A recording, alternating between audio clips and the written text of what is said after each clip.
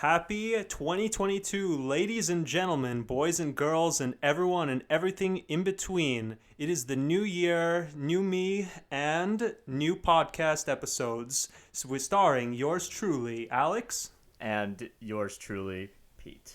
And our first episode of the new year introduces us to our brand new guest, Zeyaam. Zeyaam. It's great to have you. It's great to see you. Wow, that's a really erotic entrance as well. Well, we got the mood lighting and everything. We're also in a new studio for just today. One time only. Yeah. But yeah, so Zeyaam is a mutual friend of ours. We met him through Andrew, who we've had a couple times already. Those were some interesting conversations, as if anyone remembers. But Zeyaam, tell us a little bit about yourself and why you've decided to take up the mantle today. Yeah. So after meeting with Pete, I realized we have a lot of things in common, particularly about philosophy and crypto. I noticed that he has a podcast, so I couldn't just wait to be on it, and here I am. You just found your way magically, basically. Yep. Okay. So, precursor. What we're going to talk about today is going to get super meta super quickly. I know you sent me this video a couple weeks ago, and I watched it, and it kind of messed up my whole conception of what reality and our current society is. Alex, staunch opposition, of course. Of course, as always. Finds a way. He's a skeptic. Well, we're all skeptics, but Alex is a skeptic squared. So, anywho, tell us, high level, what you wanted to talk about today. Yeah. Well, what we're going to talk about today is postmodern philosophy in general, in the most general sense. And for a lot of people, this can be very jarring as a topic because when we think about philosophy, we think of it as the way it used to be taught, which is putting the individual at the center and then examining the world through the eyes of the individual, his being, his knowledge, and all of that. Postmodernist philosophers saw something else. They wanted to examine the individual through the lens of society. All right. And what we really are going to be doing is we're going to be examining the role of society, not just the role of individual in the society. And postmodernist philosophers see that the role of the society is essentially to regulate the individual. And there are many ways of doing this. So I'll leave it at that, but we'll get more into it. High level synopsis. Yeah, I know for a fact that when I started delving into this little forest here, I wasn't really... It didn't put me in a great headspace to have my whole concept of the universe completely upended. You know, it was weird. Because a lot of people grow up with the idea of a humanist sense of being. Mm-hmm. You know, right. You honestly give a explanation of humanism from your eyes, from your perspective. Yeah, humanism is about putting the human at the center. The human experience is what really matters. Whereas this stands in contrast with posthumanism, where the human is essentially just a cog in a machine, where the machines that the humans have made now control him. So nuts. Take that in for a second, Alex. No, I watched the video too. So, for example, some of the examples in the video, we'll link it in the description. So, for example, school, right? You go to school and you're a student and you're graded. You kind of lose your individualism and you're now more part of a machine, which is like the school machine, the school system. And you're just kind of spit around there, and by the end you are categorized as good student, mediocre student, bad student, etc. That's a general example. Another example is like the legal system, criminal versus civilian. And that was kind of the general gist of this post-humanism, was the idea of we're a part of a system, whereas humanism is like we are the most important thing. We shape ourselves, whereas posthumanism is the system shapes us. Is that about right? Yeah, and just to provide some context, so Deleuze was a 20th century French philosopher who wrote an essay about the post-humanist society. And in that essay, he breaks down different eras of societies. So there are three particular eras of society. There's the society of sovereignty, there's a society of discipline, and there's a society of control. And all of these societies use different mechanisms to regulate the individual, right? So society of sovereignty uses death to regulate the individual. This is very simple, right? Like if you either you're with the king or you're not with the king. Either if you're a peasant, you try and act like a lord, you'll get killed. So, exactly. The Robin Hood era. Yeah, very Feudalism, brutal. essentially. Yeah, essentially, yeah. It's monarchy. That's how it works. Yeah, so the Society of Discipline, as you know, uses discipline to essentially form the individual, regulate him into a mold, right?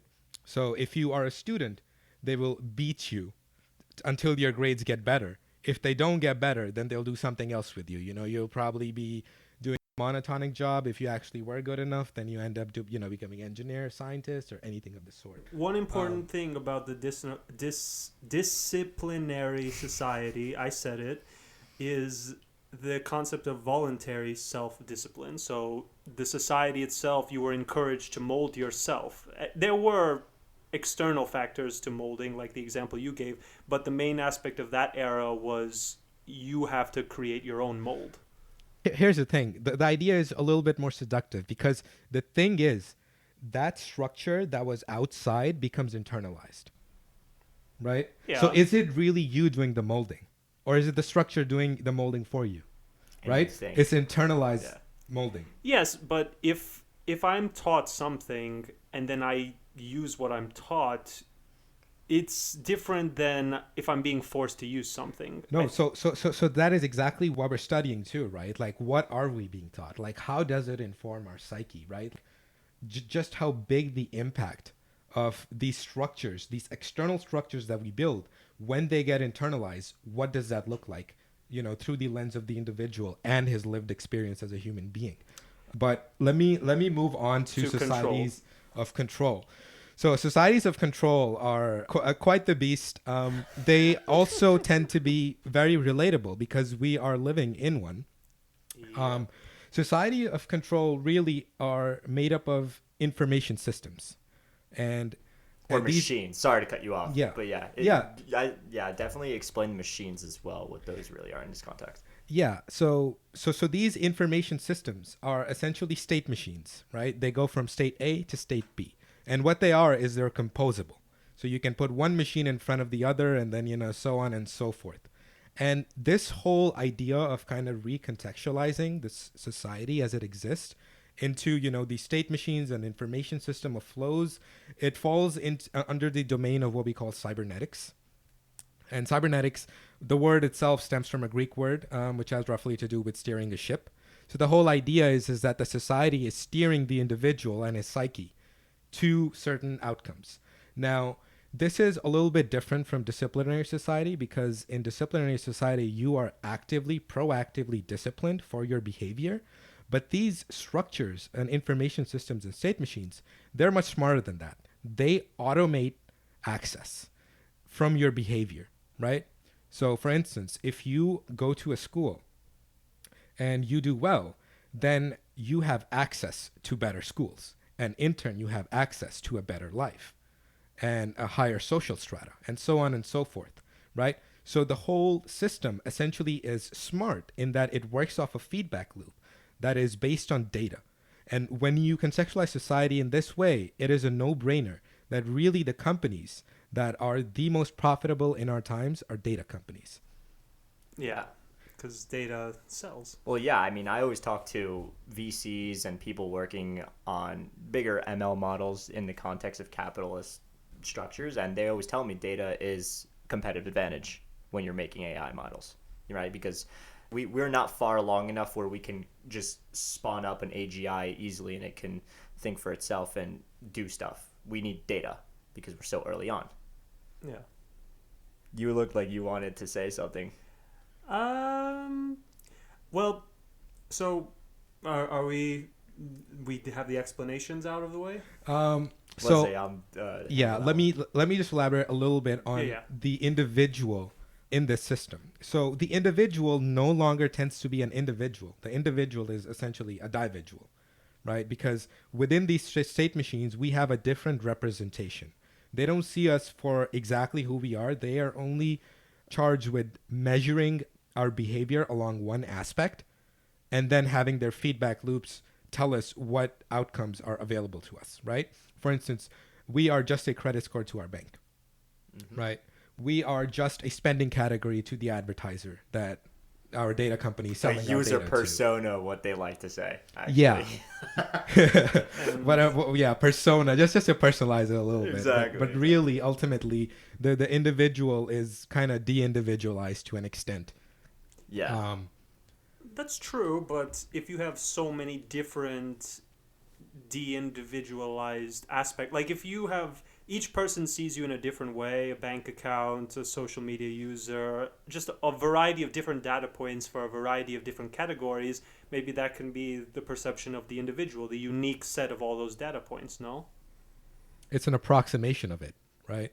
Yeah. Because it only captures an individual at a moment in time, right? But the individual, like the personality, is in a constant state of flux. Yeah, that makes us special. We're not stuck in one stagnant point. We're Yeah. constantly flowing through But time. then here's an even more crazier idea that posthumanism poses, right? That ultimately, when you have so much data and you start categorizing people like you do, it's almost like you have domesticated the will of the individual, right? And if you really look at our cities, like from like the top, it like starts to become very predictable. Oh, it's going here. Like this person has like this routine. They do it over and over and over again.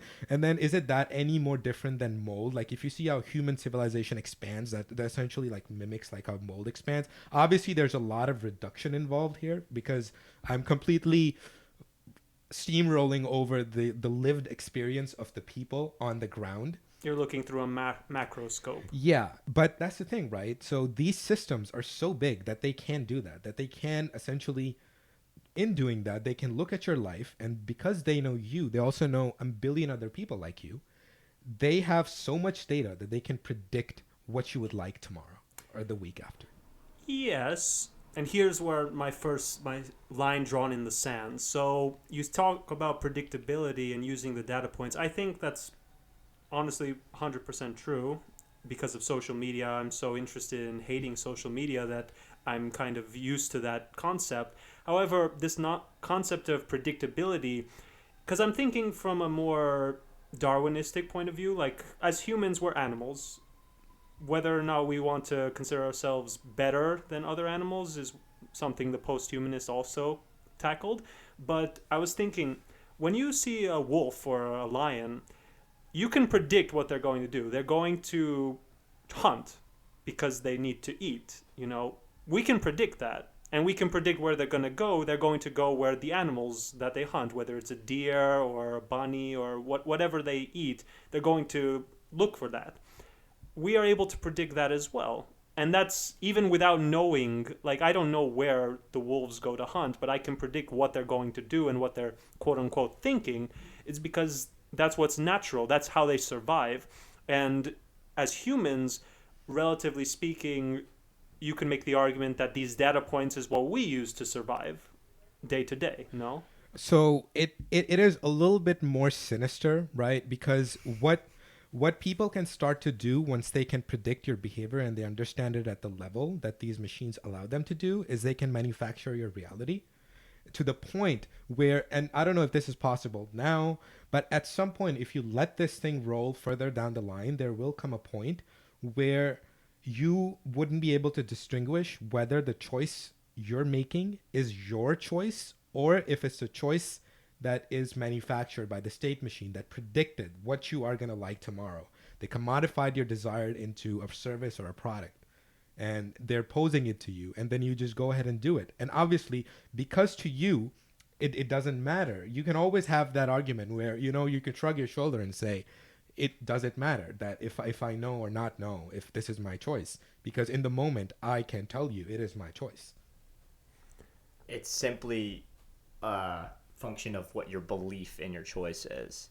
And the problem with that is, at least from a post-humanist looking at the humanist perspective, is the belief that we so desire to have isn't actually real. It's more a construct of everything that's around us, But if that's true, what happens if I cut myself off? That means there is a way out. That means you don't have to be a slave to society, so to speak. You can get out of the system. So- so to Right, speak. but this is in direct opposition to what you previously said, which is the predictability of these systems is what allows us to survive. So let's say you cut yourself off.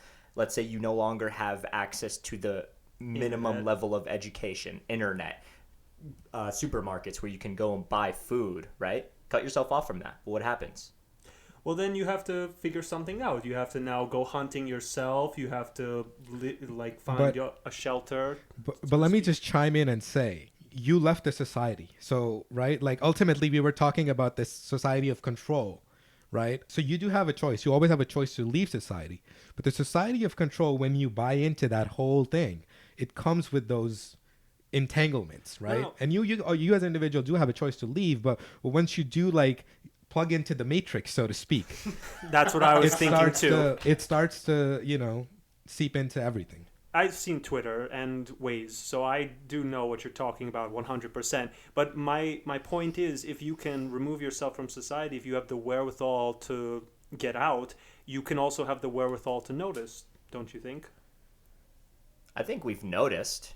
We understand, but the true question here is, do we want to get out? This is like a red pill, blue pill type of question here. That literally is red pill, blue pill. Do Right. you want the truth or do you want to enjoy the ride? Because I think we have a pretty good macro perspective on how these things are playing out right now, and it's more of a question of, does it really affect our access? Like, I honestly think the vaccine question fits into this a lot, because a lot of people are either in the East Coast or on the West Coast in California, their access to certain things on public standpoints are mitigated by whether or not they have a vaccine, right? Yeah. That is simply a system of access implemented there. And yet you see in other parts of the US where people don't necessarily feel like they need a vaccine, they, on a political spectrum, they don't have the same viewpoints, but also some of the other institutions in those areas also don't require that, because their societies of control, their access points are slightly different, but ultimately what happens when this whole system of access pervades every single geographic point on this planet? But what's stopping, and I'm not encouraging this in the slightest bit, but I'm just saying, we know history. We've seen France, we've seen China, we've seen many countries go through this. What's stopping like a revolution? What's stopping people from seeing this, saying, I don't like Facebook, I don't like metaverse, I don't like Twitter, and I'm tired of being manipulated. Stop. We're done with this. I would say capital. And the big problem with that is once you start seeing a decentralization, and we're going to get down this path as well, but once you start seeing a decentralization in power accrued as a result of capital, companies, for instance, they have very, very high market capitalizations, like Google, Facebook, all these FANG companies, whatever, or manga, I guess now, right? They have the ability to slowly siphon off that monopoly on violence that the U.S. government or any other nation-state government owns, especially because there's a big rise as of late of the mercenary Job power position. structure. Yeah, you could say that. I mean, this is a real thing too. Russia, the U.S., or rather Russian mercenaries, U.S. mercenaries. Private military exist. companies always existed. Exactly, but they're being mobilized a lot more nowadays than usual. And I forget, but I had a good talk with Mikey about this. Shout out to you, Mikey, where he basically told me that this is something that is happening right now. He sent me a few videos, and I'll definitely link that as well about the person who talks about this. He has a couple of books out that are really interesting. I suggest people read them. But my point still stands. What happens when people have had enough? It doesn't matter if you have the whole world on your figure. Okay. If you have no subjects, you have nothing to rule over. Why would people have enough when they're getting everything they want? That's the question. That's the question. It's like, would they want to do revolt? Every desire that a person has been commodified to the nth degree and has been just surrendered to the pangs of capitalism. So, and anything you want, even meditation is commoditized as a service. Like, think about that for a second, right? This was supposed to be virtue. Now we have virtue commoditized. I don't think there's going to be a revolution because the people have been domesticated, right? This is what Nietzsche was talking about with how you have the Ubermensch who essentially strives for, to essentially exert his or her or their will on the world, right? Just breaking free from this cycle of domestication. But more and more, the more power we give to these systems of control, the less probability there is that we would have these Ubermensch, you know? And even if we have these Ubermensch, they would ultimately just be capitalists who use the system of control to their benefit. To make their own system of control. Yeah, they just make their own, and they get money, they get rich. Yeah, but that means anyone could do that. So if you have a society of Ubermen, then you don't have... Can you really say you have a society of pure control? I think we cannot have a society of Ubermensch with our current system because we domesticate people. But ultimately, a utopia would have a society where everybody's an Ubermensch. Everybody goes to a planet, colonizes them. It's not going to happen. But, not in our lifetime. No. But you can make an argument that every society was like that. You know, there's a hierarchy where someone's at the top making society function the way it does, and everyone else just has to follow the ruler or the leader, whether they like it or not. But the system they used for regulating the individual was different, right? Like the dictator would usually use death, right? They would just kill him. But these systems are much more smarter. They're automated. They run on feedback loops and datas, and they regulate access rather than, you know, anything else. Like if you say something that the Twitter team doesn't like, guess what? You're out. Censor you. Yeah. Yeah, but this is, once again, my revolution question still, I feel, is on the table with the simple regard of everyone, every empire so far in human history has fallen at some point. And the reason is there comes a point where they go too far, where it's just enough is enough. And you say it's like we have it good. It's like, well, it's always good enough in every empire, every dictatorship, every era where things were good. Something goes bad. Maybe it's the metaverse, maybe it's Twitter super censorship, maybe it's who knows what. But these companies, if there's just that like barrel of gunpowder just lying around, just all it takes is a tiny spark just to go a little bit too far, and then things go bad quickly. Look, I think that the probability of a revolution happening will never be zero, but I do think that these systems have been globalized now. Yeah. So we really have to account for the fact that there never has existed global systems of control that don't even care about borders, right? Like so some of these companies are literally being blamed for genocides that are happening around the world. Yeah. Some of them kind of are. I'm not going to name names. Well, I mean, we could talk about it. There's no reason that we would get censored for something like that. All I'm going to say is Myanmar, nothing else. Right. So it's not a question of whether or not your idea is wrong or right. It's once again red pill, blue pill. Is it worth to fight this thing when everything, as Zeyaam said, is commoditized and your life is ultimately better if you don't, right? That's the thing, is like, as long as it's better, sure, why not? There isn't a reason to leave, so to speak.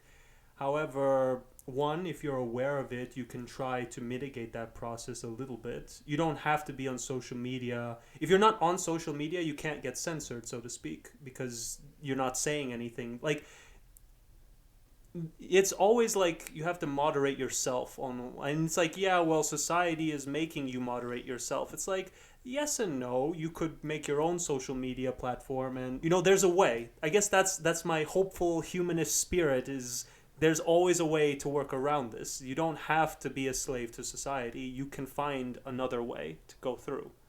Yeah, look, that is the Ubermensch mentality at the end of the day, where, you know, where there's a will, there's a way, and you can make one. Unfortunately, as it stands, a lot of people have tried to take the crown of Meta, but they just can't. But, you know, the way social networks work is you need people. And it just gets harder to get people here when they're already comfy there. No one said it was easy. And I'm not trying to lead a revolution. I'm not trying to tell people to stop wasting hours of their life on Twitter. I'm highly encouraging it because it's probably better for you. But I'm just saying, like, there is a choice. As guided as we are, as much as we seem like data points being fed our own feedback to the point that it's indistinguishable if we see like an advertisement for some restaurant or something, is that advertisement there randomly, or is it there because they know all our data points and they know what we most likely will like? And if they go show us this advertisement, we're more mathematically most likely to click on this website or go to this restaurant or so. This is what AI kind of been all about for the last few years, is because it's not about robots, it's about just decision making and Classifying. trying to know what you're going to try. Predictability. It's trying to. Yeah, I mean, look, I think that we do have reached a point where a system is just stronger than the individual. One individual is not enough. It has to be either a full-on group effort. A single individual really is just not strong enough. Like, someone was like 1,000 years ago where they could come up with a religion and just have like the whole world in a lifetime. I think that now the systems in place are just too big. And quite frankly, there are just way too many people now, too. And everybody has an opinion, and everybody's really educated, you know? That's a bold claim, educated. But... I mean, there are more educated people now than there were 1,000 years ago. And it was just easy to kind of, like, brainwash or, like, come up with, like, smart narrative that just clicks with everyone. And everybody's like, oh, you're the man of God, you know? And we'll follow you. It's true, and yet... I don't feel like you just look on social media and it's like... No, of course, there are more people also that are susceptible now to those ideas. And yeah, I mean, we're always going to have them, right? Like at the end of the day, it's going to be a distribution. But the mean is shifting towards the right in terms of intellect, I think. I think it's relatively the same. Well, look, at this point, it's more like you're sticking your finger out and trying to measure the temperature and actually having some data to support it on both sides. I feel it's hard. No, I don't know, but to visualize something like this. It's and obviously the news and social media is always biased, so they're obviously going to show the worst of the worst. They're not going to show the best humanity has to offer because people are just drawn to tragedy. So they're going to show the biggest idiots doing the biggest, dumbest things. And for the most sheep-like of reasons, it's because of people like this, obviously, I'm slightly skewed to, yeah, they're probably more educated, but they're still stupid in their decision-making and their belief-making process. But this really demonstrates then the power that these systems have, right? They know the human behavior so well that they know exactly what strings to pull to make the individual do their bidding, right? Like you can have really smart people fall into all sorts of confirmation biases and logical fallacies, and do the decision that with a sober mind, if they actually like thought about it, they wouldn't do. But they just get the emotions involved, get a little someone riled up a little bit the right way, and all of a sudden the feral nature just comes out. Yeah, it's the whole purpose is to control the narrative. If you control the narrative, then you can control the people. But this is why you need to stay calm and have an open mind. If you don't have these things, then you will be a slave to your own emotion and just jump in. Yeah, and be a slave to the machine at the end of the day. That's up to the individual to try to control themselves. Yeah, and society is not geared towards that, right? Like the systems that are in place don't want you to do that, right? Like, or rather, okay, it's not like they have an outward intent to not want you to do that. It's just that they're doing their thing. Yeah, they're doing their thing. They have their incentive structure. And if you aren't, steering your ship, then you're going to be pulled in that direction where all of a sudden your emotions are being manipulated for their profit. Yeah, I mean, as he explained before, the whole purpose is this is a gigantic ship right now. It's steering in one direction, and you are just a tiny little dory trying to find your way out of its wake. And your whole purpose is to try to figure out how you don't fall into the overarching narrative that is being shilled upon you from the big ship itself, right? Of course. The behavior gets modulated as a result of the ship being steered in one direction. I mean, yes, but I feel like you could say that about any time in any era. Your environment will always impact your development. You will become the person you are based on who you are, but also where you grow up, where you are around. It's a little bit different because before, if you were on the off chance, take choice in your own hand and say, fuck the king, then you're going to get beat or killed, right? Now, you still if you have say, the choice. Yeah, I know. But, it's like death. So, kind of. Well, now yeah, you have a choice to die is basically what I'm saying. Now it's now it's like more perverse, and these systems are just smart, They'll notice you. They're like, oh, he said this in 2010. Okay, we'll see. You got a nice job next day. Yeah, 20 years later. Hello, by the way. You try to get a job on the Oscars and then about that choice of yours. right? We'll talk about that choice of yours. No, exactly, but that's wrong. Whether it's wrong or right is essentially non-existent. It doesn't matter to No. Yeah. the system itself. 100% right. But my point still stands. It's like, if we know this, if you have the openness to like realize what's going on, you can still like guide your own ship. You don't have to be on this ship and just do what the data points think you're going to do. You can like still be in society without like being prey to society, like basically fake it, for a lack of a better word for it. Basically, don't be manipulated through self-awareness. And I get the next point is going to be, well, how will you know if you're being manipulated or not? It's like, it's hard to say, but that's why you have to like try your best to be aware, try to be open, and like and avoid social media as much as you can, in my opinion. But it seems like your only argument is to just avoid everything, which once again just puts you in the same context of, okay, just go and become a Ted Kaczynski person without the bombing.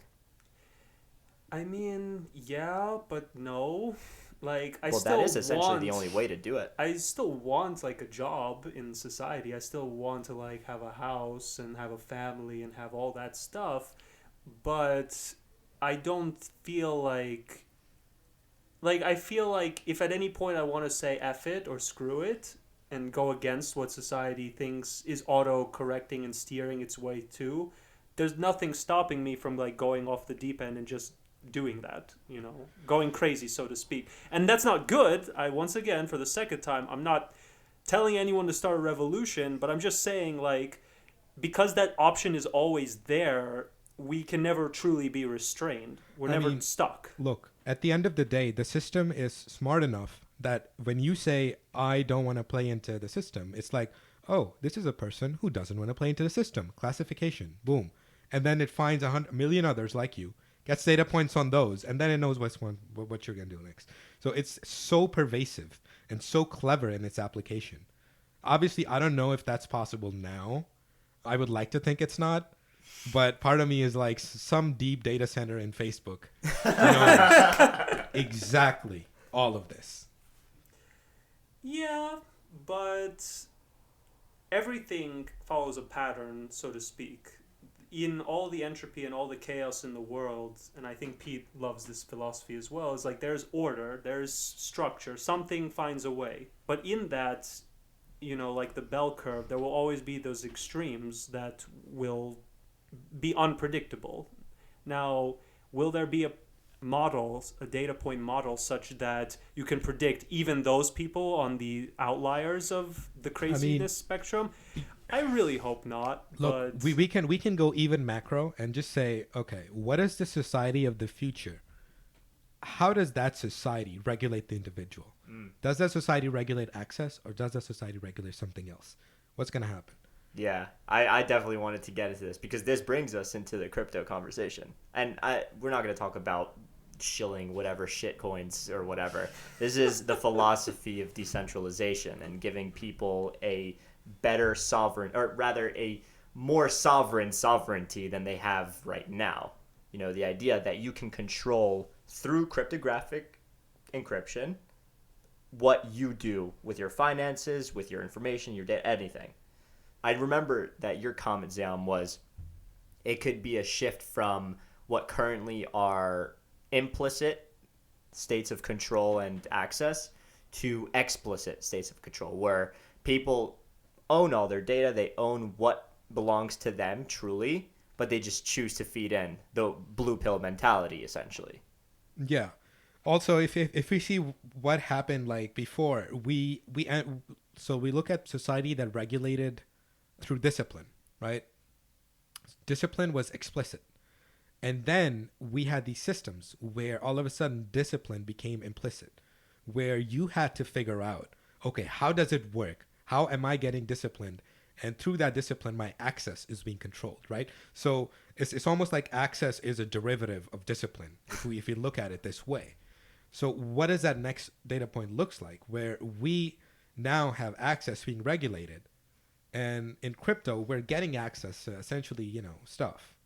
in like a very decentralized way, and we have like full sovereignty. We don't get killed or whatever, and nobody on the blockchain can come and like remove our account or address or something. So we have like solved that problem. In terms of discipline, we already have like the source code. We can see how our access is exactly being regulated, so we don't have to figure that part out. What is the next regulation mechanism for crypto? Is it really self-governing? Is it that utopian ideal that we are being sold, that through DAO essentially we're gonna come, we're gonna have a consensus mechanism, and then through that we're gonna figure out, okay, this is how we kind of regulate our behavior. This is how we're gonna act because we agreed on this. But in reality, that's another system itself, right? Especially because literally in the name DAO is decentralized autonomous organization, right? It is making the operational decisions for you, so you don't have to. All you need to do are make the high level governance calls so that this thing can enact it for you. It's once again just the people at Facebook or the people at Google with their hands over the red button deciding how this model predicts what people want. Except this time it is a shit ton of people, one collective, that have X amount of governance over the autonomous part of the operations deciding it, instead of a CEO or C-suite level executive, people that call the shots, quote unquote. And what's the difference then? Simply, there is a collective making the decision, but eventually they are succumbing to the power of the automated part of that operation. But theoretically, if that collective was a hive mind, nothing would be different? In my opinion, no. So this gets into what I think are the two polar opposite scenarios of sort of how society progresses, right? Like you have what my friend says is this crypto feudalistic society, or you have the hive mind society. So either you have a hierarchy where people make decisions, or you have a collective that all have to agree and have consensus for things to work. I mean, essentially, that is what a hive mind is, right? It's shared consensus. As long as that hive mind has the ability to break up whatever it wants, we're good. Because ultimately, the way DAOs function is through consensus. So essentially, you can say 50% of people have to be agree and essentially be hive mind. I guess that's like a reduction of it. But kind of also like going back to like the whole society of control thing, we have to notice that the systems of control haven't changed. They're still there. The only thing that has changed is how the individual interacts with these systems of control. Whereas before we had a very hierarchical like organizations that are subject to, capitalistic whims, and they come in and they shape a product or a service a certain way, and then that kind of goes on and, does its thing in society and sells and like regulates information, blah, blah, blah. Now, with DAOs, the capitalism part is still there, although the individual has a choice to either, lean into it or not. The individual has more choice in this DAO ecosystem than they did in the real world, where, everything is like opaque and then you have like really tall decision-making hierarchies. I think if anything, DAOs tend to have much flatter decision-making hierarchies. Okay. Then what's stopping all the big aspects of our controlling society from adopting or being revolutionized by their decentralized equivalents in the future? So they can only do this if they realize a feudalistic future, right? Which is what Meta is essentially trying to do, right? Essentially, you would have a real world company that is also calling the shots in the metaverse, quote unquote.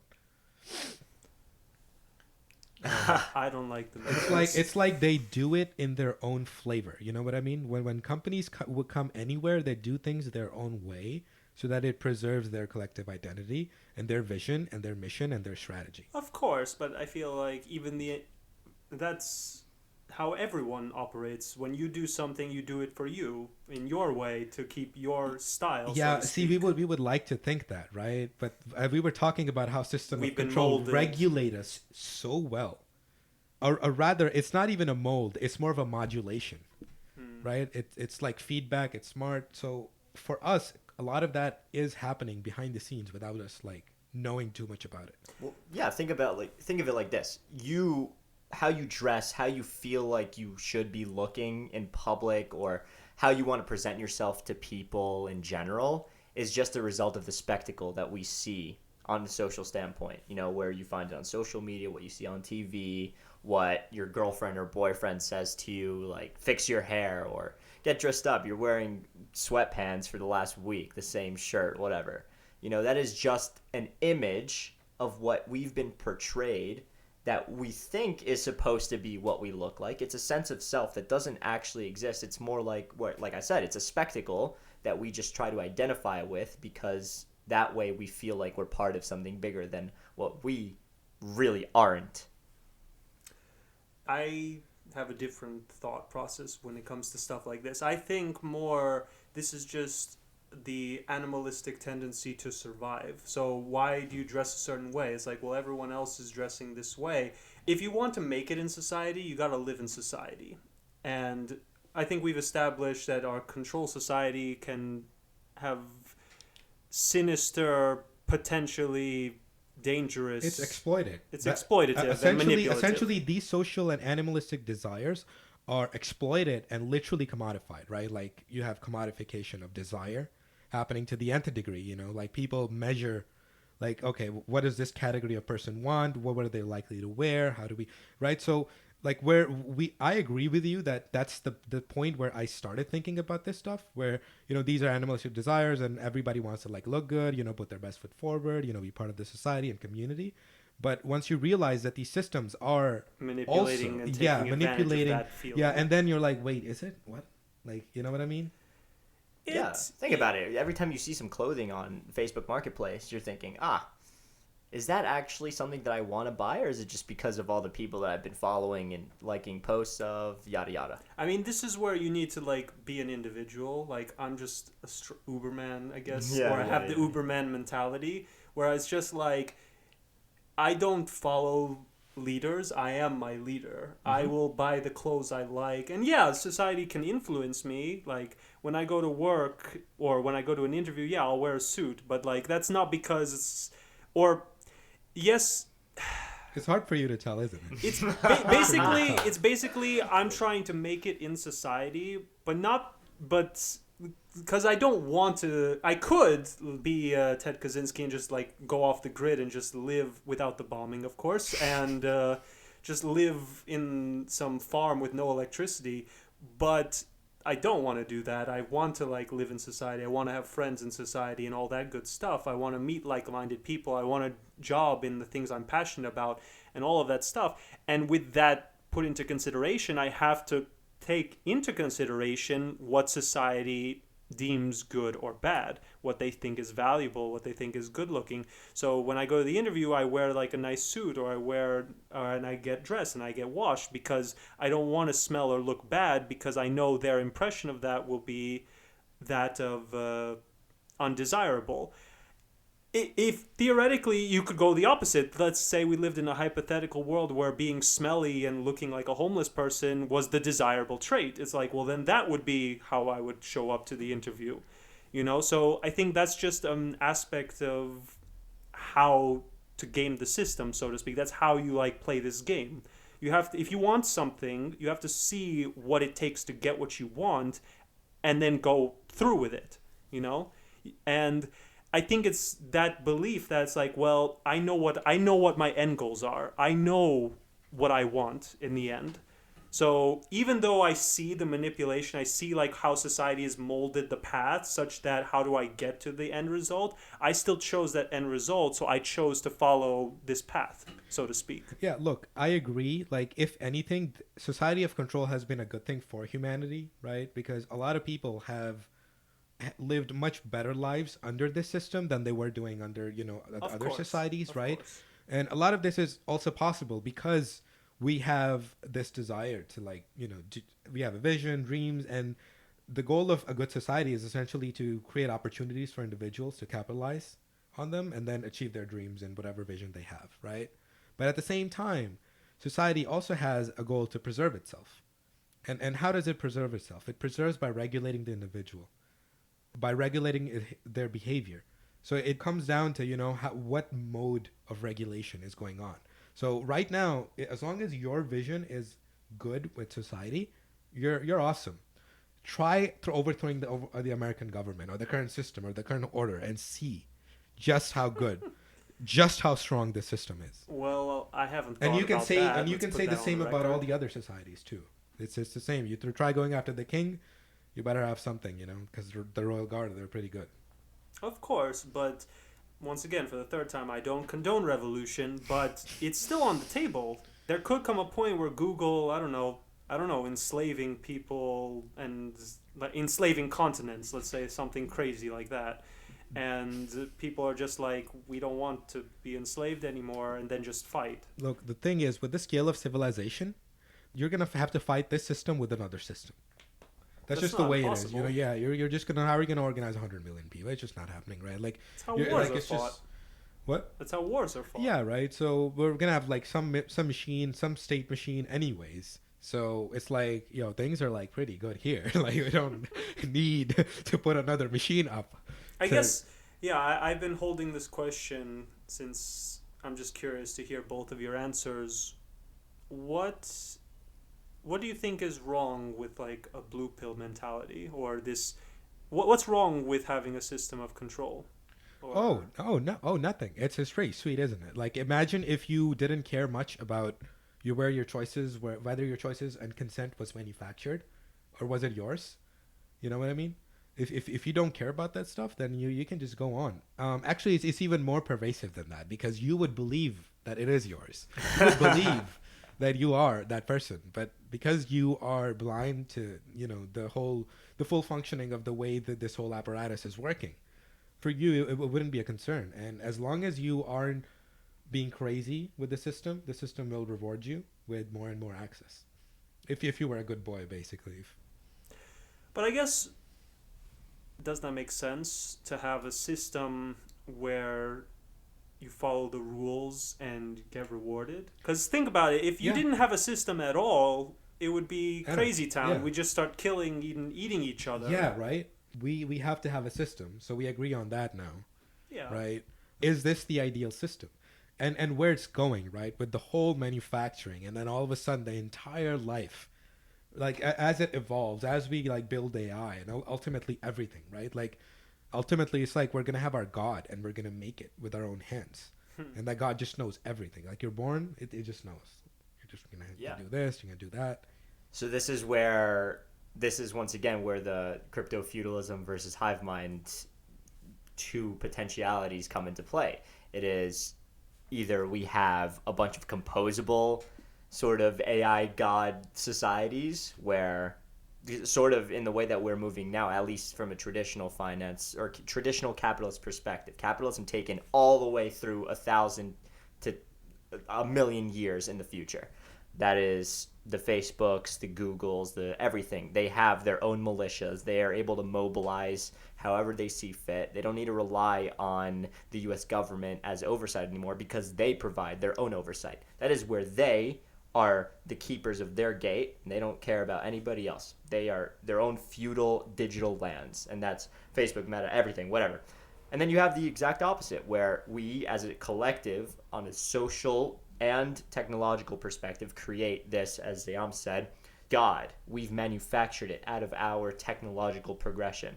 And that thing still knows everything about us, but we, as a collective whole, have managed to create this thing that will know where we're going, where we were, where we are now, and what is the best thing for us to persist. Yeah. Also, another way of looking at it is how in this society of regulating the individual, it evolves such that intelligence is an emergent phenomena in it, where the incentive structures are aligned such that you want something that can process data with that efficacy. And if you have something like that, it has to be AGI. It has to be something that's so general that can take petabytes of data, and essentially have such predictive capability that a human mind can't comprehend. But theoretically, if a large enough mass of people change their thought process, then the feedback loop will be altered. Now the predictability needs to adapt. It cannot I mean, look, ultimately we say that we are in a democracy. To an extent we are, to an extent we are. A lot of our consent is manufactured, right? But I think that still, to some extent, if you can have a local movement or something that expands, organically. If you really are so charismatic that there's like you're just so God gifted that people just sit in a room with you and they're like, I'm sold, right? Like if you have that, then you can go ahead and start changing the entire system. No, but not even that, because I was thinking, because we brought up the Twitter and censorship example before, and I was thinking, in the last 60 years or so, there have been words that unfortunately I can't say on this podcast. Bad words that you cannot say. And Twitter has been, and social medias have been implementing systems to like get those words like gone. Like you cannot use these on these platforms. Ministry of Truth. Yeah. all that good stuff. And but those have changed. Words that used to be like horrible, like you cannot say them, are like now perfectly allowed, and words that were perfectly allowed 10 years ago are now all of a sudden like permabans levels of bad. It's the Overton window, right? Like we're shifting. Yeah, but if society has the power to shift itself, the people in society can manipulate it, can't it? Say it again, I don't think he heard you. People in society can like, to answer your question, move yes, the window. Yeah. People can move the window, but then you also have these information systems, media, aka, that are manufacturing consent, pushing the narrative. Yeah, but people are getting sick and tired of that stuff. How do you know? I believe. What do you mean you believe? That's true. That's true. Well, ratings are dropping for like every TV media group. That's traditional media. What about Facebook? That's true. The spread of disinformation is just so bad. How can you measure that? So I think right now what you're trying to you're not necessarily having trouble. Also, keep in mind, I most definitely agree with most of what you're saying. I'm simply the purveyor of the information here as what we discuss and everything, but I 1000% believe that it is up to the individual, not in a humanist sense, to try to keep that choice of whether or not you want to be a revolutionary or super charismatic, like something radical. No, not radical. It is up to the individual to regulate how their own regulation is basically. I am my own society. Existing. Here's what philosophy like ultimately teaches us, right? It gives us structure to wrestle with phenomenons that are going around us, right? And that affect us deeply. So ultimately, look, we have a freedom. We do have like a democratic society at the end of the day, and we can voice our opinions, and it's like really nice. It's like all capitalistic, rosy, whatever.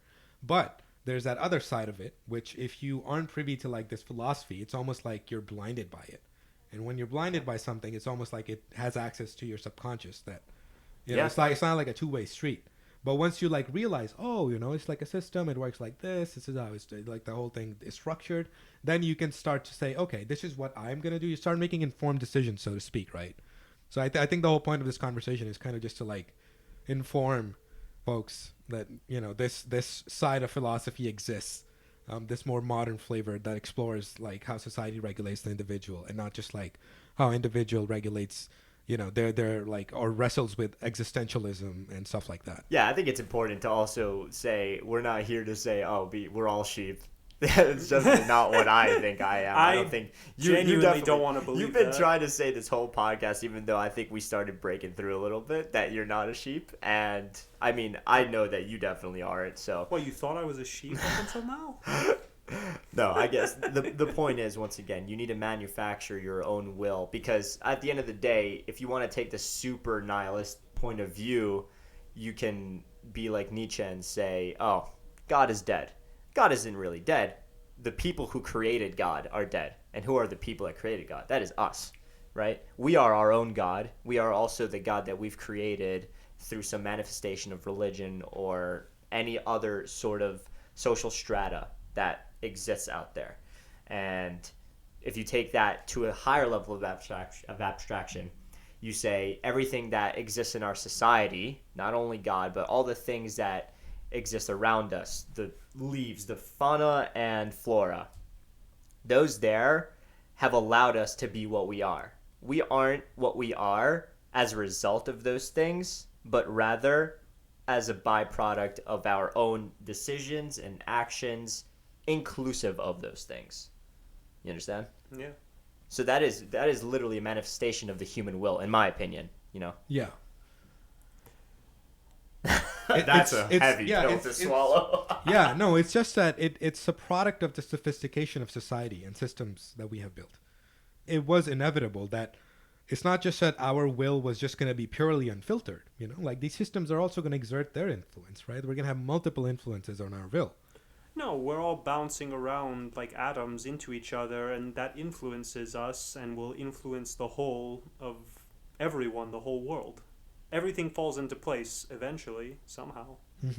I suppose the really nice cherry on top of all of this is what Deleuze once said in his book. I forget exactly the first part of the quote. It was more like you don't want to necessarily fall victim to it or create pure opposition. Your purpose is to not necessarily be depressed as a result of what we see here or be happy as a result. You just need to take up arms against it. You need weapons. That is the end game for us in combating what we think could be restrictive access in a way. That was in the video you sent me at the end. I forget the exact quote, but you get what I'm saying. The best weapon is knowledge and self-awareness. I mean, we can also just say what happens when your knowledge is regulated. That's where the self-awareness comes in. But how can one be self-aware if they don't know how to be self-aware? That is a good question. And that comes as a result of regulated knowledge. Yeah. Essentially what we're doing is we're essentializing a lot of the core attributes of human being, right? We're saying that there's a mole, and because of the way the system is designed, there's only one way they can be. But then I do see it has to be mixed in with just our own emergent subconscious phenomena, right? Like people can just get ideas out of nowhere too. No, yeah, I was gonna say it's like one's own introspection. Like you just need to open your eyes. No, like pun intended. You just need to like see it. You just need to like, and it's hard. Like if you're like in the system and you love this, that's the hardest part. If you like the system, you're not gonna see any reason to like look at it and say this is messed up or this is what's happening. You'll just enjoy the ride. But if you actually like, if it's one of those things where it's like you need to notice something wrong, and then it's like, wait a minute, and then like pause and then see it and like, wait, what's going on, and kind of take that red pill, so to speak. But I guess it's hard. Like if you are in the system and you love the system, then it's hard to like open your mind, because how would you know? Like you said, like if your knowledge is regulated, well, this is all you've known your whole life, so how would you know any better? Like there are people in North Korea who genuinely think North Korea is like the greatest country in the world, and they actually believe it, like because they've never seen the world. Have you spoken to anybody in North Korea before? I've heard the North Korean people who've left and like gone to South Korea, and before they've ever gone to like the Western world, before they actually left North Korea, they were like, they actually believe that like this is the greatest place in the world and there nowhere else is better. America and South Korea, these are horrible places, and it's only when they see, now obviously not everyone is like that in North Korea. I'm pretty sure there's some self-awareness of like life's not the best, but it's that fact that like if you're grown up from the age of like 1 year old, or since you're a child, and you're told North Korea is great, North Korea is great, North Korea is great, it's like, well, what else are you gonna think, you know? You're literally, that's the only idea that's been shunted into your head. No, I'm not arguing that at all. I think what really matters here is, I mean, first of all, I want some more proof of the people that have said that the Western world isn't better than North Korea, when we have people like Yami Park who have talked about growing up in North Korea and escaped. And but she saw it, and also she saw movies. That's like she saw Western movies that are banned. You're not allowed to see these movies in there. So that's what I'm saying, is like you need that mistake. You need like something to show you, wait a minute, something's not right. Or something could be better. You need that little like spark of inspiration, of introspection, to be like, wait a minute, could things be different? Or could I not be perceiving it fully? Like, do I not see it exactly how it is? And once you have that little curiosity, that little spark, that's when things can change. That's when you can evolve as a person, because otherwise, what's stopping you from staying? Yeah, I mean, this is why the story of 1984 is interesting, if anything, right? Is that you see that you have this super dystopian society, but then people every now and then have a spark, right? And they get disappeared. And yeah, They don't always have to disappear. yeah, but yeah, exactly, right? Like main protagonist, wink, wink, nudge, nudge. Like they find a way. Obviously, hero. Of course. Yeah. We're not necessarily in a Brave New World yet. We're not in the world of. Have you ever read The Giver? The book The Giver? No. I forget who the author is, but it's basically a book about we're living in a literally black, white, and gray world. And then every now and then, every generation, there is a quote-unquote giver who can give the memories of what the colored world looks like. And then this protagonist in that book, he manages to escape that black and gray and white world because it was really just a bubble. Yeah. He finds a way to break out into the woods at the end of the book, and he sees that the world is actually colored, rather than the memories that he was bestowing was of something that was like a virtual, let's never actually see this thing again type of world. So it's possible. The real world isn't black and white and gray. The real world is colored. Whether we've done that coloring, once again in reference to Nietzsche, whether we are the colorers is, I think, a little bit more of a gray line, a gray area, as you like to say, than what we think we know. I mean, at the end of the day, it's complicated, to put it simply. See, that's the problem with all these talks and arguments and everything. We always just arrive to the idea that it's complicated. Because it is. You can't really go farther down to essentialize or to arrive at a concrete either solution or end game. No, I was just going to comment that these like structures that we make to tackle these phenomenons, ultimately they tend to be reductionist because they're just models of like something that's much more fluid and even more complex, right? And some new dude's gonna come. They're gonna think even harder than we have, way harder than we have, and then come up with like things that we didn't even notice, right? Like ultimately, it's about just wrestling with uncertainty of the world. I feel like that's what causes people to do philosophy in the first place. They realize, things aren't making sense. We gotta like start thinking, and then they come up with all these elaborate explanations. Isn't it so ironic that in order to fight the structure we've created, we've attempted to put structure around the explanation of that structure? That's what language really is. That right? is like symbols. Yeah. The mimetic communication of ideas is language in some way, shape, or form. Now it's traversed onto the internet. But in reality, it's just the communication of ideas in general that we found, and all of it. I still think it's just pervades. I think that aspect is still like animalistic, because animals can communicate with themselves and they send themselves different messages. So I feel like we're just the current peak of that. We are the best at communication. I mean, we also leave traces behind that allows us to build, on knowledge of our ancestors, which is not what animals do. I wish they did. It would be like crazy to see like some ant skyscrapers or something. Right? Could you imagine wolf societies?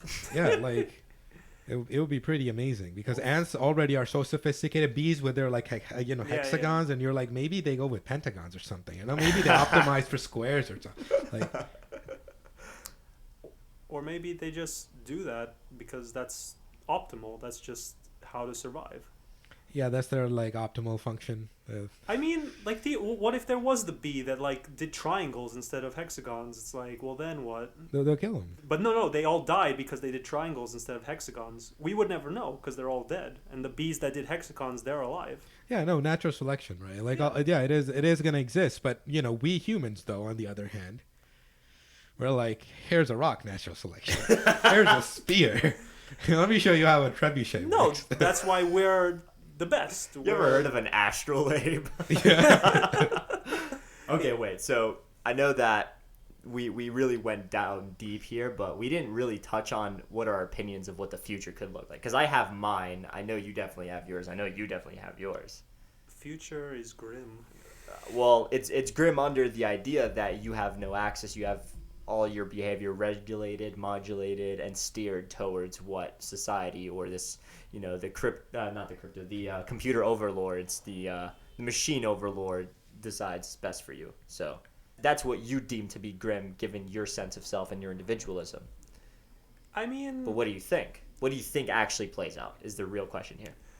So, assuming no one oversteps their bounds and does something truly horrible to the point of, like, revolution, assuming that humans don't get greedy, which good luck with that. History has really proven that not to be the case. I think things will stay what they are and get progressively, ever so slightly, more and more refined in these aspects. The artificial intelligence, the predictability, the models for all the internet and all the social media will just reach a very high point that we just live in the society. Like the Joker said, we live in a society. And, Oh my god. No, That's because so funny. if society was like an anthill or an ant farm, or just like a labyrinth and maze, and you filled it up with water or something, or you filled up a tank with water, it's going to fill up in a certain shape. Yeah, with the Depending- cement, you know how you fill Yeah, an anthill that's with what I was cement, trying yeah. to reference. And then you It's take like, away all the dirt. You see that crazy structure that exists. Yeah, So- yeah. So basically, things will fall into place. Like we're the water. We fall into how the society is formed. And should the society be reformed, we will fall into that place. Now, some droplets of water might not get into the bowl, or because we're not drops of water. But my main point is you're asking what will happen overall. I think it would be something like that, where society will just keep forming and keep refining itself, because it's a feedback loop. They get data, they make a decision based on the data, see how good that data decision was or how close it was to reality, and then they get the result of that. They see what reality is compared to what it used to have, and then create a new version of that and just keep going and going and going and iterating over itself to the point of just extreme refinement, and probably lead to a society where free will itself might come into question of like, did I like something because I liked it, or because I've been just programmed by the system of this artificial intelligence who's looking at everything I do and coming to its own like conclusions for me before I even come to it, and then it brings me the conclusion and says, oh, I like this. This is my conclusion, without even realizing someone else or an entire entity created that conclusion for you. And I think that's probably where it's going to lead, assuming these companies still exist. But even if they didn't exist, I'm sure something will take its place. So, I know you definitely have thoughts on that. I gotta say, it seems like you just unknowingly described, on a high level, macro perspective, what exists right now already, which is the society of flows. Because when you think about it, if we cement our social strata into this quote-unquote dirt that is Earth, and we take away all the Earth, and we just see society, you already see a society of flows. It's a certain way. High level, yeah. So I guess I'm just curious, what do you mean by refined then? Like things change. The people we are and the society as we know it will not stay the same. It's never stayed the same. Even though there are similarities, even though humanity kind of does, history does seem to repeat itself for reasons I really wish I understood, and societies like make decisions that seem the same. The literal society, like the clothes people wore 100 years ago, they're not the same clothes. The music they listen to, it's not what we're listening to now. So things will change, and they will evolve. And so with that evolution, the feedback will also like constantly adapt to the new stuff, and the models themselves will get better at predicting because with more data becomes better predictability. That's just reality. That's just how statistics work. We do samples because we can't get all the data points, but theoretically if you had all the data points and you just kept having all the data points over and over and over again, billions upon billions of times per second, then you're just going to refine yourself to the point that you know what's going to happen before it even happens. That's a big human consciousness question too. Yeah. But yeah, so once again, because I feel like you didn't explain this as well as you see it in your head, what is the sort of flow? What does that ant hill cemented without dirt surrounding it look like to you? Does it look like a spike? Does it look like something a lot more organic in shape? I don't want to say it's exactly how it is now, but I do feel like this is how it's going to be for a long time, if not forever. Because what we have now? Yeah. Because the question I would present to you is, what would be better than this? Well, it's funny because we literally talked about it the last hour and 20 minutes, which is the commoditization of everything in life right now as a result of our control systems. If everything is at your fingertips and it's easily attainable, including knowledge itself, we have smartphones. We can literally Google anything in 5 minutes, borderline be an expert at something, at least from like a attaining knowledge, so to speak. Mm-hmm. What's better than that? Like, I guess the next step would be to have the smartphones literally into your brain to the point that all knowledge is literally in your head. But I'm strongly against that. I do not want to be a cyborg in any way, shape, or form unless I get a cool robot arm. Well, that's all right because you already are a cyborg. Okay. Techniques and technicality aside, I think there's already like negative feedback with like virtual worlds and putting like mechanical parts in your body, but assuming that becomes like smartphones, like no, but I mean literally in your body, not just carrying it around. Although you could make the argument of like, why would even technology companies even need to put it directly in your body? You're already carrying it everywhere, but you're asking like what's the next step. It's like that would be the next step, assuming like I personally believe that like this is the end game. It's just gonna repeat like the way it is unless a huge change happens, unless like a meteor hits Google headquarters, unless something drastic happens. This is going to be the way it is, and it's going to just keep repeating itself with different inputs, but still the same algorithm. Do you have any thoughts? You've definitely got thoughts. I think, okay, I think I would, answering your questions would, I guess, address a lot of what he has said. But I have like two-pronged thoughts, which is like macro is, if we look at all these like different types of societies, ultimately what is happening is the proliferation of the individual. And that essentially is a function of opportunities that are available to the individual, right? So the goal of any good society is to optimize for that, to maximize those opportunities. And we have seen that our current system has done really well. Like we have had, through the advent of the internet, now we have so many jobs that didn't even exist before, right? Like we have YouTubers and they literally like do their hobby and all of a sudden they get paid like an ad rev, like people watch it. Like that is good being done in the world. That essentially is kind of also reviving like lost arts that otherwise, because people aren't buying them, they wouldn't exist. But because now there's a niche market for it, they do. So I think we're going to continue to see that trend. And I think the systems of the future essentially will be systems that empower the individual. And this is what leads us into decentralization, where the onus is more on the individual to kind of take stuff in their own hands, essentially not only be their own like creator, like be the creator of their own job, but also be their own bank. So to manage their own inflows and outflows. Because ultimately what this society of control has done is, first of all, it's commoditized everything, right? Second of all, it's made a system where if you do something that benefits society, not benefits to society, but benefits the system of control, you get a lot of money. So you get a lot of credits, and then using those credits, you can buy commodities. You can buy virtue. You're a philanthropist, so you get tax credit. Stuff like that. So you can buy those commodities. You can purchase them, and I think that trend is going to continue. It's just that right now we have almost all of the opportunities focused at the top, right? The top end, where if you're rich, you have so many more opportunities than if you're like poor. If you're poor, you have to sell your time and all that shit, right? But if you like decentralize money itself, then all of a sudden people have more options to kind of, if instead of saving, I can be a liquidity provider. I can like to take that risk. I can do these things. I can maybe be an artist. I can do this. I can do that. And then it just opens you up to such a big market, because the market of the internet is always an order of magnitude more than any local market, right? Like the American market is 300 million. You go to internet, that's easily 10 times more.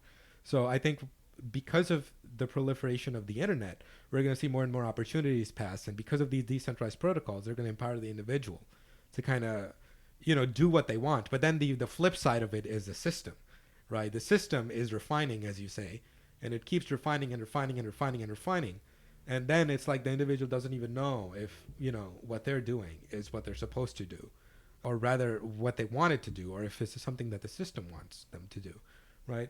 So I think that there will be at some point like some sort of cultural moment of realization that, hey, what is going on? Is it me, or is it the system? Is it the individual, or is it the collective system that the individual has built? And then obviously there's like the super duper long term future, which is utopian, Star Trek, post scarcity. I don't think that's gonna happen. Because ultimately, all of this like really just springs from lack, right? Like there's I need something, I don't have it, I need it from you. You have something, or you don't have something that I have. Let's change, right? Absolutely. And yeah, we create a medium of exchange. We call it money, and it serves that purpose. But then when you have just everything, really, when you have a thing inventor, so to speak, that just invents anything, then it's, if that invention were to come, and you were to just manufacture it, the first thing the thing inventor does is replicate, right? So yeah, Replicates itself. Yeah. Yeah, everybody has a thing inventor, and now they can do whatever. So we're all gonna be Turing machines. We're just gonna have our own planet. Okay? First of all, we're gonna have our own planet. We're gonna live forever. We're gonna have no disease. That would be nice. Yeah, it's more like a year 200,000 something like a very far ahead. Humanity has evolved a little too much. All right, so What's your answer? my answer is honestly a combination of yours with a little bit of twist. Both of yours. So I do agree that all these things tending towards decentralization is 1000% going to happen. It is ultimately, I think, what the system decides for itself, because I think, all agreed that the system itself is too smart. It will understand and it will predict. So in the end, it's not necessarily a result of the individual's perspective or the sense of self that we don't have or have that we need to figure out.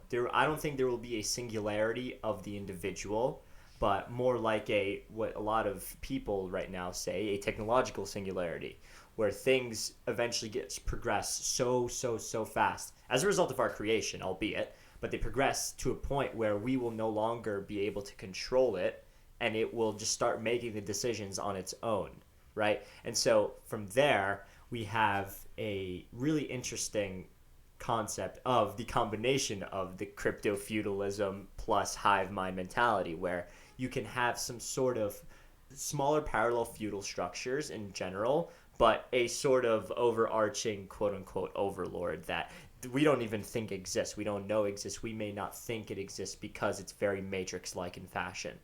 So at the end of the day, I think it's 1000% we, as we always have throughout human history, and this is super dystopian, I don't like it, but it's how I see it right now, we enslave ourselves through our own creation as a result of the commodification or commoditization of the desires that ultimately don't even matter.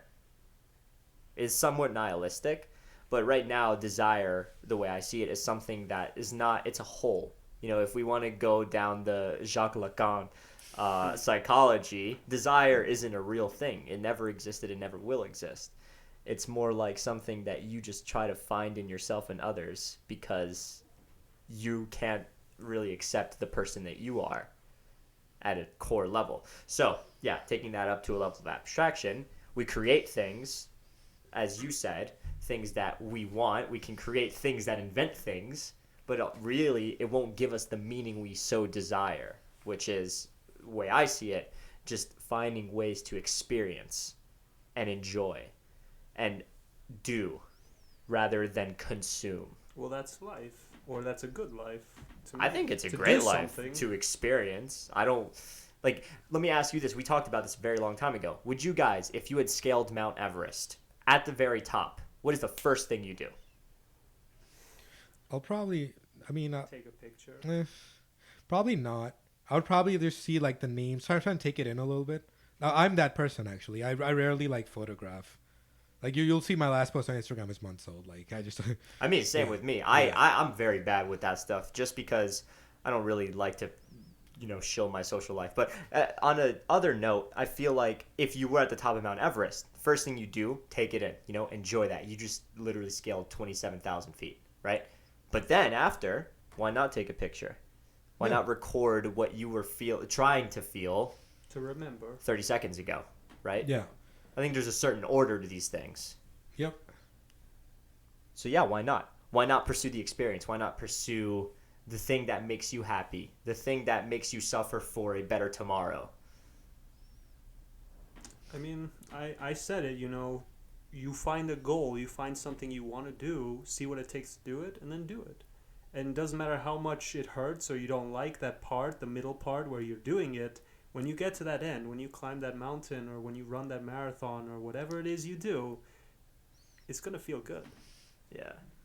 Yeah, and look, ultimately this lies with the individual, because the individual has the power to make their own meaning, right? And that meaning can come through experiences, hardships, right? And ultimately that is, at least as far as human history is concerned, what is considered a fulfilling life is not a life just spent consuming, right? It's a life of an explorer, an adventurer, a conqueror, like the Ubermensch stuff that, as Nietzsche would put it. So those actions really bring meaning. But I do think, though, at the end of the day, like where the incentive structures of all the this desire machine are, ultimately it is leading to a thing inventor. That's the ultimate thing, isn't it? A thing inventor, just make anything. So I'm just curious what happens to in that type of society, what happens to the idea of the self when you no longer need or require desire to find meaning. I mean, there's many more things that would happen that we don't even know that we don't know, that would completely change everything. But there's one thing that we know that probably would happen if we're thinking 200,000 years in advance is aliens.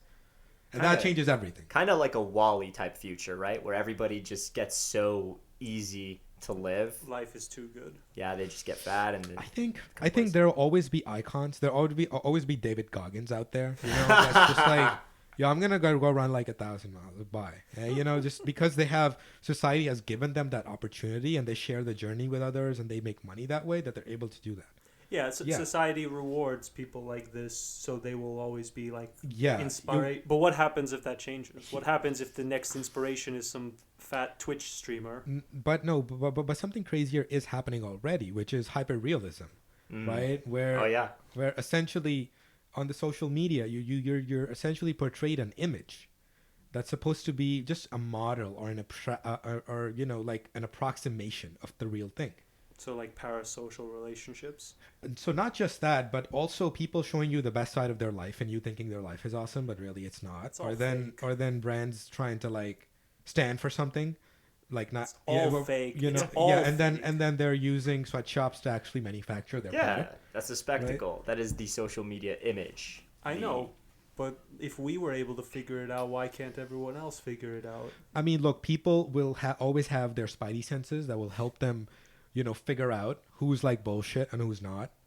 So the real people will always exist and they will always get rewarded. I think that will always happen. So just got to be real. Yeah, we will always have heroes. People like this, okay? People like idolizing things, putting some people with some virtues on a pedestal. It's true. Right? That's why we have religion to an extent. Yeah. Myths and religion, all of it. We love seeing heroes versus villains. Yeah, absolutely. There's no denying any of this stuff. I think we're on the same page here. It's fun. It's fun? You like looking it's up cool. to somebody? Why not look up to yourself? So here's... I mean, who says I don't? Fair enough. So here's the thing, right? So so right now people get money and then that allows them to do what they want and they're really good at it and they do whatever. But with the thing inventor, right? You don't need money. You don't need... If you want money, you could just make more. Right? Or if you want something that you need the money for, you just make it. But what happens when J Pal says don't print more? I'm sorry. We just print another J Pal. That's we'll cancel each other out. The ultimate thing, the thing inventor. So we can just do anything. I don't think a thing inventor will ever exist because if a thing inventor exists, because it's an ultimate refinement of man's ability to control physical space. It's the ultimate. That makes us gods. Doesn't it? No, then the next step would be, I think we've talked about, maybe I talked about this with Nick, if you remember Nick. It is, how do we find a way to traverse that one dimension that we cannot traverse, which is time. We cannot easily step in and out of different time moments or points on the line, the arrow of time as it's called right now. We can only live in this moment, and the ephemeral moment that just passed 1 second ago that I was speaking of, in the past, it's gone. Oh, that's happy. I'll ask my thing inventor to come up with the answer. No, so look, then people all of a sudden will start to attain other stuff. I think fame, I think attention and fame Well, that's already the case. would really be the currency. Well, so are you saying that your thing provides the hyperreal as well? So it won't Thing provide. inventor, rather. Sorry. Yeah, no, it won't provide the hyperreal. But what it does is it gives the individual more opportunity at the end of the day. The opportunity is they can go do whatever they think they're good at, but also it would have the ability to tell the individual, hey, by the way, you're just like not good at anything. You know, like you're really kind of your own personal it's little like ball, it's like extreme. Yeah, it's like extremely real. It's like almost too real. So maybe there'll be some adjustments and features that are different, but also it'd be able to say, by the way, there's this obscure subject that you would be an absolute genius at. So why don't you go study it? And you can, and then it would be all about self-perfection and self-mastery.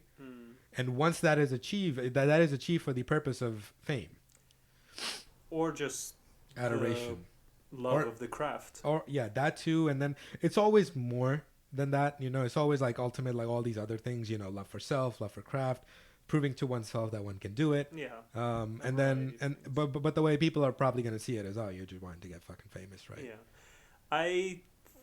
The more I'm thinking about this thing inventor, the more I think that's the day that happens is the day I think humanity just dies, is because as creatures, as human beings, if life gets too good, we're just going to just indulge ourselves, because then what else is there? There's no challenge, there's no difficulty in our lives, there's nothing to work for. The challenge is always the physical limit that we have, like so ultimately a thing inventor is like our collective like knowledge base has built to the point where we've built this super thing over thousands of years, right? 100,000 years. So okay, fine, mentally we are perfected it, physically we're so weak, so you can always go lift, and that's like that will reward you, that will release endorphin, and you will be like, you know what, like I actually feel good. Like that's just you're naturally wired to do that. You say that, but like there are like billions of people who don't go to the gym, so it's clear because that they're too busy with the other system, because we still aren't in post-scarcity thing inventor society, so we can't have that comparison because it's so far ahead and different. I get, yeah, it's too difficult to say. Yeah, it's so hard to comprehend just how sophisticated the society of that point would be to produce something like that. It's really difficult to have a perfect world, or a world devoid of problems to the point that now do something, anything. I mean, that's the essential question of utopia. That is the essential problem of utopia, right? You can't describe something that you have no knowledge of. Like, you don't know what you don't know. It is literally what the problem is here. Yeah. I forgot the name for it, but I guess you can also call it the fallacy of omniscience. Like, you can never have a being that's all-knowing, because the being doesn't know what he doesn't know. Exactly. Right? Yeah. Unless it does. He knows that he doesn't know. There. He knows that he doesn't know, the omniscient So one. does that omniscient being know then? It's just is it all knowing? A bunch of paradoxes, guys. I don't know. Yeah, it is. Yeah. It's purely paradoxical. Basic logic, creating paradoxes. Destroys omniscient being. Yeah. Take that. Okay. So in conclusion, because oh my god, my brain hurts personally. I had fun. In the face of the crypto-feudal / hive mind beekeeper society, hopefully we don't turn into worker bees, because that would suck. Whether you make it or break it. The metaverse Google overlords or the thing inventors of the future.